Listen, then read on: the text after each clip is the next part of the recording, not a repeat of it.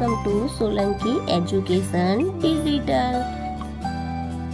તો ચાલો આજે આપણે શીખીશું ધોરણ 5 ગણિત ગમ્મત સ્વાધ્યાય પોથી પાઠ છે 12 સ્માર્ટ ચાર્ટ્સ. ચાલો ગૃહ કાર્ય કરીએ. પહેલું, નીચે લંબા લેખમાં 4 વિદ્યાર્થીઓના વજન દર્શાવ્યા છે. આપેલી વિગતના આધારે સ્તંભ પર નીચેના નામ તેમના નામ લખો. બેલાનું વજન સૌથી ઓછું છે એટલે આ સૌથી ઓછું કોણ હશે? બેલા. અહીંયા લખીએ. બીજું, પાયલનું વજન અમીષાથી ઓછું પણ હેતલથી વધારે છે એટલે આ આપણને ત્રણ આ સ્તંભ આપ્યા છે.